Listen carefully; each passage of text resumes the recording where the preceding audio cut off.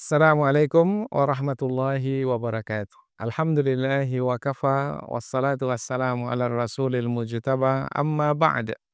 Puji syukur kehadirat Allah Subhanahu wa taala, salawat dan salam kepada Rasulullah sallallahu alaihi wasallam. Kaum muslimin dan muslimat yang dirahmati Allah, kuatkan rohani, yaitu tambah kekuatan iman, teguhkan keyakinan. Terus dengan ketaatan kita kepada Allah, dengan ibadah yang kita kerjakan, dan terus menjaga hubungan kita dengan Allah Subhanahu wa taala melalui amalan zikir yang tidak pernah putus dan kita tidak pernah lalai dari berhubungan dengan Allah Subhanahu wa taala.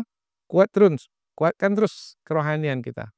Yang insyaallah apabila rohani kita kuat, kita akan dapat berhasil menghadapi ujian.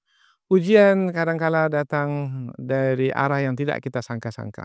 Kadang-kadang datang dari orang yang terdekat dari kita. Orang yang kita sangka akan membantu kita, rupanya mengkhianati kita. Orang yang kita sangka tidak akan memberikan gangguan dalam hidup kita, tetapi rupanya mengolok kita, mengkeji kita, kemudian menjatuhkan kita, dan lain sebagainya. Banyak di antara orang-orang yang mungkin kita anggap mereka ini adalah membawa manfaat kepada kita, rupanya mendatangkan mudarat kepada kita. Allah mengetahui siapa mereka yang menjadi ujian bagi hidup kita. Nah, bagaimana untuk kita berhasil menghadapi mereka? Tak ada kekuatan, tak ada jalan lain kecuali kita berbekal dengan kekuatan. Kekuatan apa yang perlu kita persiapkan? Kekuatan rohani. Fala yahzunka qauluhum. Inna na'lamu ma yusirruna wa ma yu'linun. Jangan kamu sedih wahai Muhammad, disebabkan karena cercaan mereka, karena perangai mereka, karena tingkah laku mereka, karena rencana mereka dan lain sebagainya. Jangan kamu sedih ya Muhammad. Kepada Rasulullah dahulu, Rasulullah dihibur oleh Allah Subhanahu wa taala bahwa saya akan menghadapi yang tidak diinginkan dari orang-orang yang ada di sekitar, orang yang bukan jauh, mungkin orang dekat.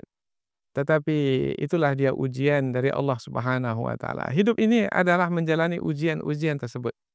Maka bagaimana supaya kita berhasil dalam menjalani ujian tersebut? Di antaranya adalah dengan terus bekal rohani. Dengan bekal rohani yang kita persiapkan, maka kita akan lebih sabar dalam menjalani hidup. Kita akan berprasangka baik. Kita akan berserah diri kepada Allah Subhanahu wa taala. Kita meyakini bahwasanya apa yang berlaku yang buruk pun di sebalik yang buruk itu ada hikmah, ada manfaat bagi diri kita, dan semua kita kembalikan kepada Allah Subhanahu wa taala. Siapa yang bisa menyelesaikan persoalan yang seperti ini sehingga tidak sedih dan berterusan sedih, sehingga tidak menjadi putus asa, sehingga tidak kecewa di dalam hidup?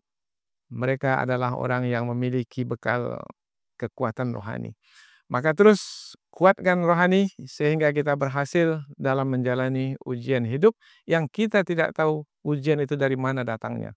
Sama seperti seorang pelayar yang ketika berlayar di lautan, dia tidak tahu angin yang datang yang akan menerpa kapalnya, yang mungkin akan memecahkan dan menenggelamkan kapalnya di lautan. Dia tidak tahu angin itu dari arah mana datangnya, entah dari kanan, entah dari kiri, karena angin tak nampak, tidak terlihat, entah dari depan, entah dari belakang, tetapi angin itu pasti ada yang akan datang.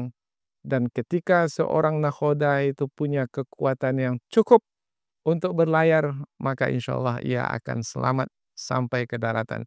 Mudah-mudahan Allah sampaikan kita ke daratan seberang, yaitu dengan ridhonya Allah masukkan kita ke dalam surga, yaitu daratan yang kita dambakan, yaitu ujung dari perjalanan hidup kita ini insya Allah.